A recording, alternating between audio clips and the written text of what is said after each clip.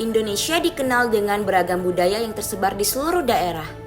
Selain makanan khas daerah, Indonesia juga memiliki permainan tradisional yang sangat beragam. Bermain permainan tradisional dapat melatih kreativitas anak dan kemampuan motoriknya pun terlatih. Berikut adalah contoh permainan tradisional Indonesia. Bola keong atau bola bekel.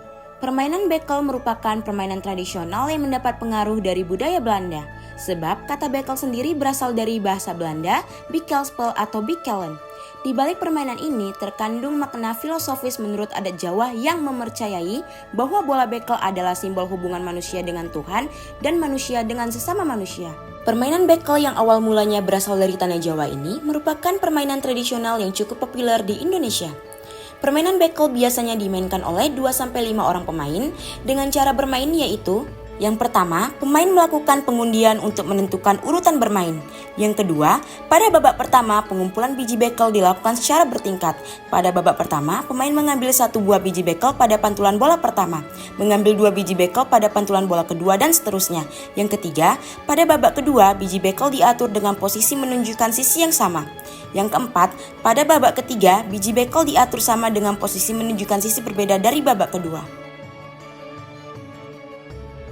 Sejarah dari permainan congklak yaitu permainan ini telah lama berkembang di Asia, khususnya kawasan Melayu.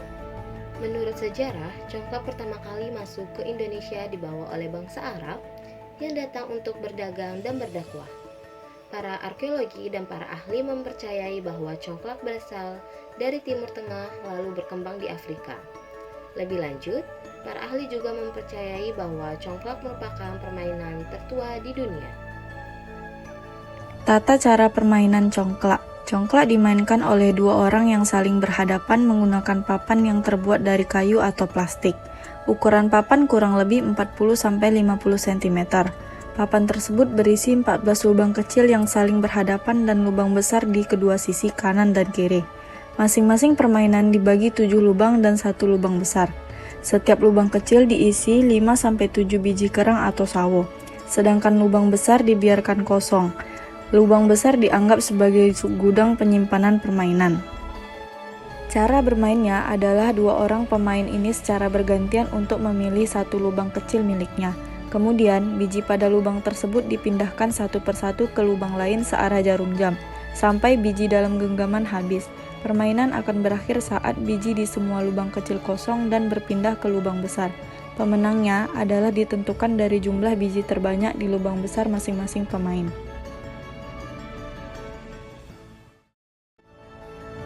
Sejarah permainan jengket atau engklek adalah permainan tradisional yang memanfaatkan bidang datar sebagai arena bermainnya. Permainan ini umumnya dimainkan oleh anak-anak perempuan. Ada 2 pendapat tentang sejarah permainan engklek yang cukup dikenal hingga kini. Teori pertama mengatakan bahwa permainan engklek diperkenalkan pertama kali oleh Belanda saat menjajah Indonesia. Dalam bahasa Belanda, permainan ini dikenal nama Zondag-Mandag. Kemudian nama ini diadopsi dalam bahasa setempat menjadi Sunda-Mandag. Pendapat lainnya mengatakan bahwa permainan ini serupa dengan permainan dari Britania Raya yang disebut dengan hopscotch. Permainan hopscotch usianya sangat tua, sudah ada sejak zaman Kekaisaran Romawi kuno.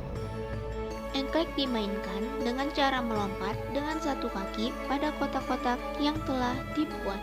Untuk kotak yang letaknya bersebelahan seperti sayap, pemain diperbolehkan meletakkan kakinya pada kedua kotak secara bersamaan. Adapun penjelasan lengkap teknik bermain engklek adalah sebagai berikut. Pertama, semua pemain melakukan hompimpang. Yang menang mendapatkan giliran pertama. Pemain pertama melemparkan gaco dan tidak boleh melebihi kotak yang telah disediakan. Jika gaco melebihi kotak, maka pemain dinyatakan gugur. 2. Pemain pertama melompat dengan 1 kaki, kemudian kembali lagi dengan mengambil gaco yang ada di kotak 1 dengan posisi kaki 1 masih diangkat. 3. Setelah itu, pemain melemparkan gaco tersebut ke kotak 2. Jika keluar dari kotak 2, maka pemain dinyatakan gugur dan diganti oleh pemain berikutnya.